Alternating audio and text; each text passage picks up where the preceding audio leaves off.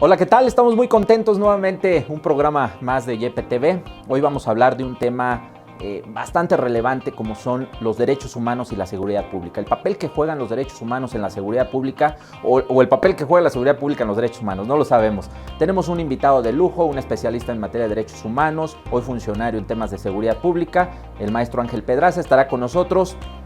Gracias por seguirnos, gracias por vernos. Yo soy Ismael Hernández, comenzamos.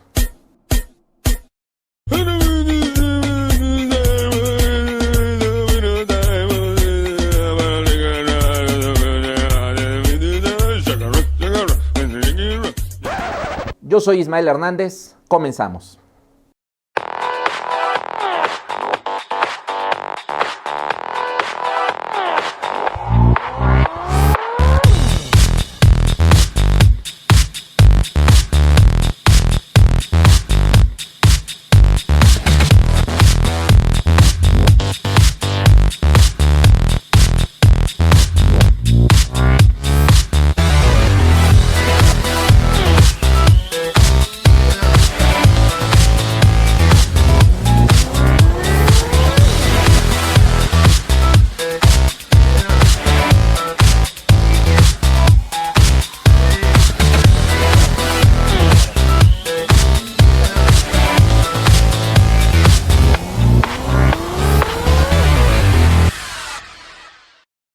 Hola, ¿qué tal? Nuevamente, pues estamos muy contentos. Vamos con un programa más de YPTV. Hoy tenemos un tema pues bastante interesante y tenemos un invitado especial que además estamos muy contentos. Quiero antes de arrancar y presentarlo y hablar algunos datos curriculares de nuestro invitado, agradecerles a todos ustedes que nos sigan por nuestro canal de YouTube, por las redes.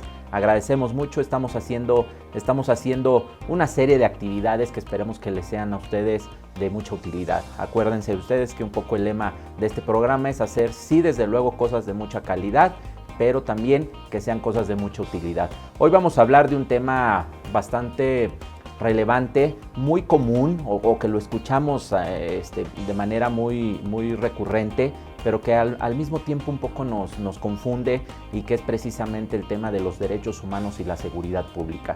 ¿Cuál es el papel de los derechos humanos en la seguridad pública? ¿O cuál es el papel de la seguridad pública en los derechos humanos? No sé cómo plantearlo, pero para eso hoy nos acompaña un gran amigo, además de, quiero decirles que él es un gran académico, especialista en temas de derechos humanos y de seguridad pública. Es un gran amigo, un aliado del YEPE.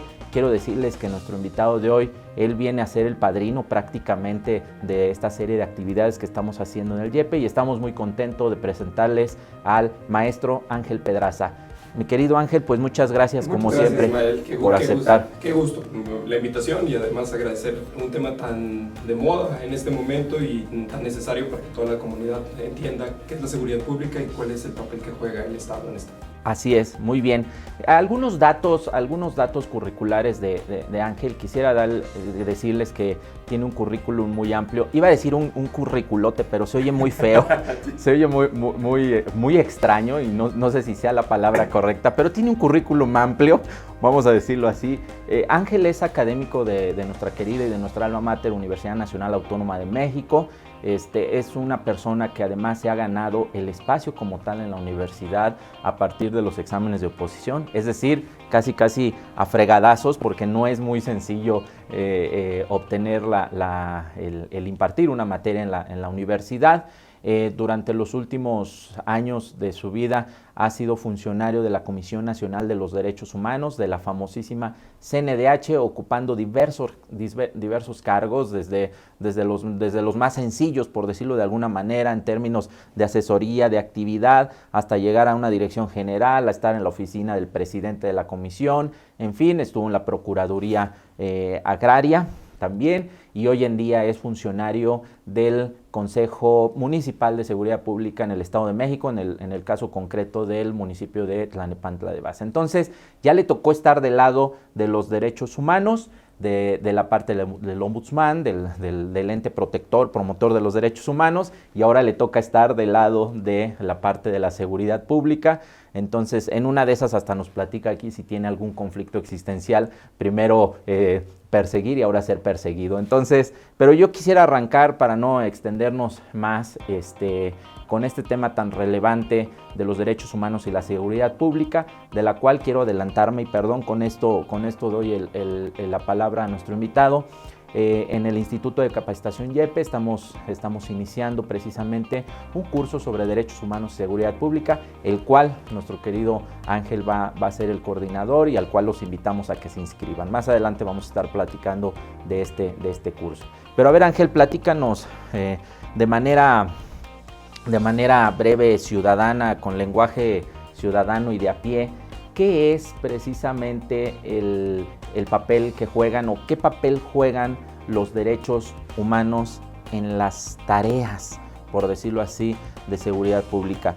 Los derechos humanos también es una tarea del Estado, quiero entenderlo así, pero la seguridad pública creo que también es una tarea fundamental del Estado.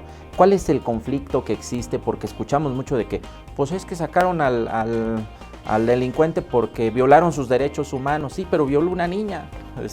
¿Qué hacemos en esos casos? Es bastante interesante. De hecho, el tema de los derechos humanos viene a complementar esa parte del servicio público, en donde los servidores públicos de repente parecían buscar una eficacia de detener más delincuentes. Entonces, la sociedad estaba muy agraviada, vulnerada por todos los delincuentes, entonces pedía que muchas personas fueran a la cárcel.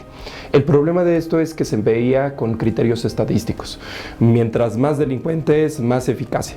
Aquí, en este momento, debemos de replantear el objetivo. Yo creo que el problema es atacar verdaderamente a los delincuentes y detenerlos y garantizar que estos cumplan efectivamente una pena. Me parece muy interesante el tema de cómo se ha desvinculado un poco la protección de derechos y los medios de comunicación. Incluso valdría la pena en un momento dado platicar sobre el caso de este juez Porky, en algún momento que pareciera que no tuteló eficazmente los derechos humanos de la víctima.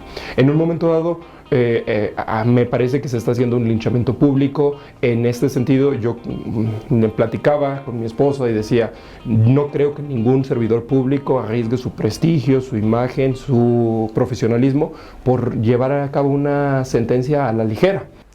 Pero parece que sí lo hacen muchos. Eso es lo que nosotros creemos, pero parece ser que sí. Valdría la pena revisar el documento.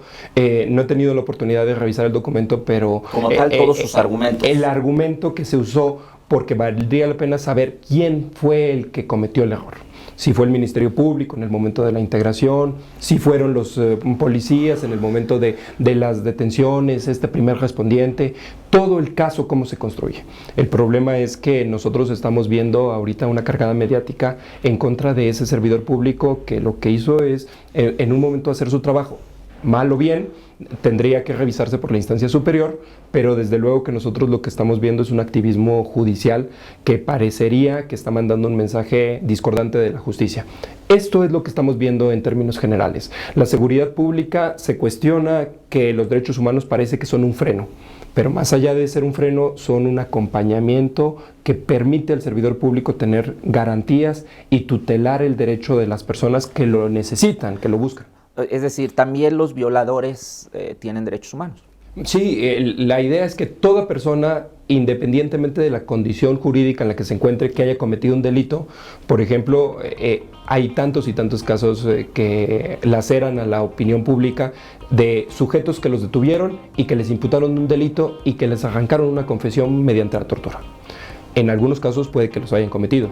En otras puede que sean nada más chivos expiatorios. Entonces el problema es colocarse en esa condición de riesgo, en esa condición de vulnerabilidad, en donde yo como persona, si cometo un error o cometo un delito, quisiera que se me tratara con el respeto y la diligencia de todos los servidores públicos, ni más ni menos. Claro, fíjate que estás tocando un tema muy interesante y un poco buscando la actividad y la utilidad de todo lo que estás diciendo, que además me parece muy relevante y muy interesante, y además dicho por alguien que sabe perfectamente de lo que está hablando. Aquí no venimos a inventar el hilo negro.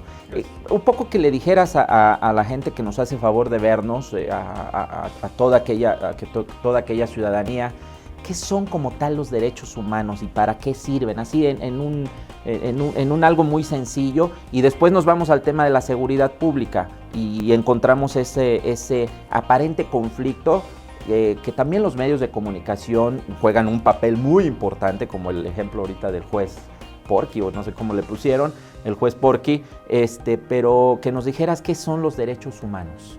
Sí, de entrada son derechos de toda persona, son esas características que lo distinguen, que le atribuyen una protección especial al sujeto. Últimamente ha habido derechos, incluso las clasificaciones de primera, segunda y tercera generación, se ha hablado de muchos derechos. ¿Por qué? Porque conforme avanza la ciencia, la tecnología, se van descubriendo derechos como el derecho al genoma, que no existía hace algunos años. Entonces, lo que nosotros tenemos que ir es que el individuo tiene un cúmulo de protecciones establecidas por la ley y por el marco jurídico que lo acompañan durante el desarrollo de su vida. Esas protecciones las tenemos que garantizar en el más amplio sentido. El Estado mexicano se comprometió a reconocer los tratados internacionales en materia de derechos humanos, tiene hoy suscritos un cúmulo de cerca de 100 tratados internacionales. Entonces, esta amplia protección podemos sentirnos satisfechos con el marco jurídico que tenemos. Lo que estamos buscando ahora es hacerla efectiva.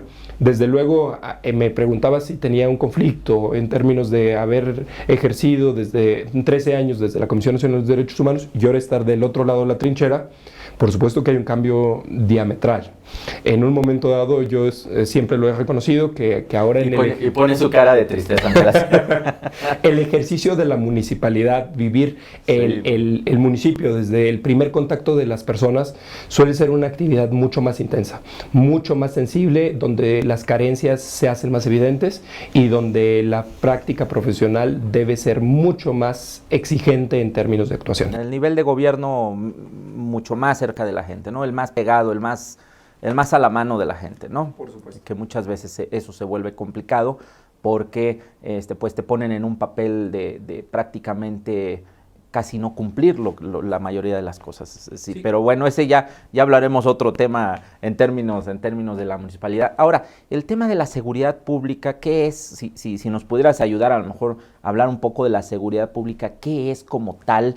Porque verdaderamente hoy en día el tema de la seguridad pública, yo diría, de la inseguridad pública, vamos si tú me lo permites ponerlo así, es un tema transversal, es un tema que tiene problema, que lo tiene atravesado nuestro país prácticamente y que es un problema que se da en todos los niveles, en todos los estratos, en todos los espacios y en los niveles de gobierno, la complejidad que tiene el gobierno federal en su debida proporción la tiene también el nivel municipal, por ejemplo, como tú estás batallando allá en el Estado de México, ¿no? Es decir, ¿qué pasa con el tema de la seguridad pública? Primero, ¿qué es? Si pudiéramos decir como que la seguridad pública significaría esto, y a partir de eso desglosamos el tema y el concepto inseguridad, los asaltos que vivimos a diario, la parte insegura que cada vez la tenemos más cercano. Anteriormente escuchábamos, asaltaron a un conocido, a un amigo, ahora ya es al primo, ahora ya es a uno mismo, ¿no? Entonces... Sí, primero contextualizar que el derecho a la seguridad pública es un derecho humano fundamental. Todo mundo tendría que tener el derecho a salir de su casa tranquilo, a vivir armónicamente, a tener una paz social, en términos no solo como entendiendo como el conflicto armado, sino como todos los satisfactores de protección que giran en torno al individuo para desenvolverse, para ir a la escuela, para ir al trabajo, para regresar a la casa con bien. El problema de esto es que la seguridad pública tuvo un vuelco o tuvo una modificación en 2011, se incorporó en el texto constitucional, en el artículo primero, la obligación del Estado de 3 obligaciones básicas: la obligación de prevenir, investigar y sancionar, y después una obligación derivada que es la reparación del daño. El problema de la prevención ha sido un problema desdeñado en muchas administraciones públicas y mucha gente trata de innovar en el término de la prevención del delito sin darle una continuidad a las políticas públicas. Esto resulta en agravio de la ciudadanía, porque algo que te pudiera haber sido mucho menos costoso que investigar y perseguir al delincuente, pues no lo hiciste, dejaste de hacer estos programas de prevención, darles el seguimiento oportuno, fomentar este restablecimiento del tejido social. En ese sentido, el Estado tiene una gran responsabilidad acorde a las instancias nacionales e internacionales en materia de protección de los derechos humanos. Que también está cumpliendo con cada una de esas responsabilidades sería el tema que vamos a evaluar en este curso de seguridad pública que vamos a dar. Cómo se están cumpliendo las obligaciones de prevención, cómo se están cumpliendo las obligaciones de investigación del delito y las obligaciones de sanción de los responsables, y en un cuarto momento la reparación del daño. Yo creo que teniendo el panorama íntegro de estas 4 responsabilidades del Estado y cumpliéndolas a cabalidad, estaríamos del otro lado. Estaríamos como Suiza. El problema es que aquí no se pone aspectos en la prevención, se juzga y se critica la impartición de justicia. Ahorita era un caso que sonábamos, que parece relevante, y valdría la pena saber en qué condición está el Poder Judicial actuando. Parece que se desacreditó a este servidor público, un juez que, déjame decirte, para ser juez en este país se tiene una larga trayectoria y esfuerzos importantes. Entonces yo no desdeñaría... ¿Será en todos los casos? Pues valdría la pena, eso sería lo deseable, darle institucionalidad al país. Desde luego que seguramente estaríamos en una situación donde el mismo Poder Judicial se exhibe al colocar a estos sujetos y turnarles un asunto de estas relevancias. La verdad es que le hago de repente a Ángel estas preguntas porque yo conozco muy bien su desarrollo, conozco muy bien cómo trabaja, cómo piensa Ángel, y bueno, además es un hombre recto, derecho, trabajador, pero invariablemente, efectivamente lo que dices es una parte de lo ideal. Pero, por ejemplo, la situación que estamos viviendo con este tema del juez, es que me da mucha risa eso del juez Porky, pero bueno, perdón, así mediáticamente así lo han puesto. Quisiera yo rescatar un par de temas relevantes que nos dice nuestro invitado. Primero, efectivamente, creo que tendríamos que revisar con mayor detenimiento, cuestión que no hacemos la mayoría de los ciudadanos, revisar con mayor detenimiento cuál fue su resolución, es decir, en lo integral, qué escribió el señor, cuál es, bueno. Los medios se han encargado de difundir de determinados apartados, vamos a decirlo así, es más, no lo sabemos si son verdaderamente párrafos textuales de su resolución en términos de esta pequeña, o bueno, de esta chica que en su momento era menor de edad y que, bueno, pues la tocaron, en fin, ¿no? Abusaron de ella, y él lo que está diciendo es que no era con fines lascivos. Entonces los medios están haciendo un linchamiento interesante. Desde luego no se está justificando en lo absoluto. Condenamos cualquier actividad y cualquier delito, que ahorita vamos a hablar un poco del índice delictivo del país, que es un tema que tú conoces muy bien y lo has estudiado. De ninguna manera justificamos eso, pero valdría la pena saber, y precisamente ese es el conflicto, vamos a decirlo así coloquialmente, del que yo hablaba, en términos de cuáles son los derechos humanos que prevalecen en un asunto como el de el juez que liberó, que ordenó la liberación de este muchacho Porky, o como le dijeran, ¿no? Es decir, ¿cuáles derechos humanos subsisten por encima de otros? ¿Los de Dafne o los del muchacho que, por alguna razón, como tú bien dijiste, a lo mejor el Ministerio Público ni siquiera integró bien la averiguación, es decir, no aportó las pruebas suficientes? Y lo que está haciendo el juzgador es un ejemplo, lo que está haciendo el juzgador dice, pues no lo aportó, entonces pues yo lo tengo que liberar porque al final del día él tiene derechos. Y todo mundo se le va encima y hay un linchamiento, pero entonces la niña, ¿y qué sucede? Platícanos un poco ahí tu perspectiva, desde luego del juez. Yo conozco muy bien tu postura institucional, tengo que decir, es un juez, es un funcionario, está haciendo, pero por otro lado, pues también igual la cajeteó, ¿no? Perdón por la expresión, sí. Igual o a lo mejor sí verdaderamente le llegaron, no lo sé, perdón. Seguramente, lo que habrá que analizar en este caso en particular es cómo las víctimas han cobrado un papel relevante en toda la discusión pública. Anteriormente, en las doctrinas, se concebía a la víctima como el personaje olvidado del drama penal. E incluso se refería así porque la víctima no tenía una interlocución directa, se despersonalizaba el conflicto y se le permitía al Ministerio Público y Fiscal que llevara a cabo la imputación de los hechos y defendiera la argumentación para hacer responsable al sujeto. El problema de esto es que la posición de la víctima quedaba pues como ser un personaje incómodo del drama penal, en donde a veces podía reclamar o podría hacer alguna insistencia, pero en algunas otras simplemente no se le tomaba en cuenta. En este momento hemos visto que las redes sociales han empoderado a las víctimas, les han dado voz, les han permitido una interlocución. El problema es que nosotros estamos analizando un asunto que no tiene todavía una resolución. O sea, si bien es cierto fue una determinación, esta no es la sentencia final que ponga fin a todo el proceso. No quiere decir que absolvió al Porky, que él no es culpable de nada, es decir, no, es una parte solamente. Es una parte, es un instrumento jurídico que establece la ley para tutelar que no se caiga en excesos o desvíos de la justicia, y seguirán procedimientos, incluso habrá un superior jerárquico, un órgano colegiado que pueda revisar y que pueda corregir o enmendar esta determinación.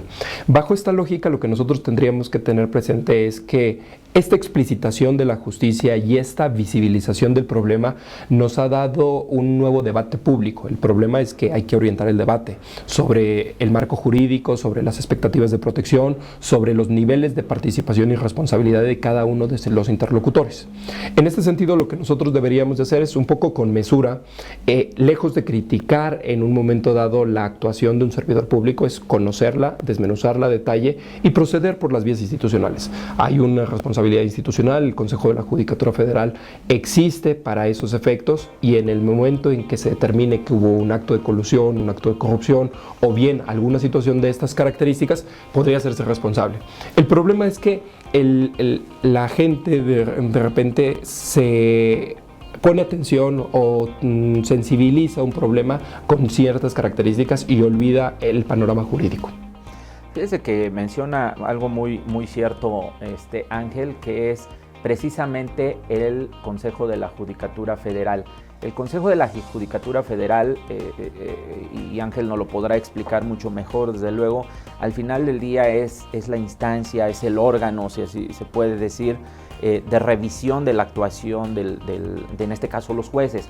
Veía yo hoy por la mañana en los medios que el Consejo de la Judicatura Federal había tomado la decisión de suspender a este juez, es decir, salió en Reforma, en el Universal, no sé hasta dónde sea como tal, pero algo muy chistoso que a él no se lo habían notificado todavía. Entonces el Consejo de la Judicatura tomó la decisión de suspender. ¿Qué será esto? Traducido al español, ¿qué significará? Sí, están iniciando un procedimiento, están viendo que hay un agravio de parte de la sociedad en general sobre la sentencia que pudo haber dictado este juzgador, ya sea por falta de fundamentación o motivación, y en algún momento lo que parecerá es que se está tomando cartas en el asunto. El problema es que también manda un mensaje de incertidumbre sobre cualquier decisión que sea criticada ampliamente en los medios. El problema es que vamos a tener a jueces haciendo política y vamos haciéndolos responsables en términos de la plaza pública. Bajo esta lógica, la doctrina norteamericana ha avanzado mucho, ha evolucionado mucho, incluso los jueces norteamericanos se blindan mucho en términos de mantenerse escépticos de la política, mantenerse escépticos de las discusiones públicas, porque esto contamina el debate jurídico. El debate jurídico debe de tener un asidero, tiene un mecanismo, una protección, un procedimiento, y tendríamos que garantizarlo. Me parece que incluso desde el Poder Judicial se está usando este ejemplo como el mal ejemplo, y entonces al final del día destrozamos a las instituciones. El deporte nacional se ha convertido en degradar a las instituciones, a los maestros, a los médicos, a los servidores públicos, a los policías, y esto va deteriorando la percepción de institucionalidad. La gente ya no confía en nadie, Y lejos de abonar en un clima de solución, lo que genera es esta discordia, esta diferencia, esta división social, que la gente dice, pues ¿para qué denuncio? ¿Para qué presento las demandas, las quejas? Pues no se va a hacer nada, o siempre vamos a caer en un acto de corrupción y la persona más favorecida económicamente saldrá siempre libre. En este sentido, yo lo que pediría es que analizáramos con suma cautela toda la información que se está presentando, desde luego que dejáramos el papel de las instituciones, fortaleciéramos esa capacidad que tienen las instituciones para operar y desde luego que no dejemos el asunto libre. Yo creo que una supervisión social es una base fundamental de que las instituciones se fortalezcan, pero no se fortalecen sobre la crítica que no es constructiva.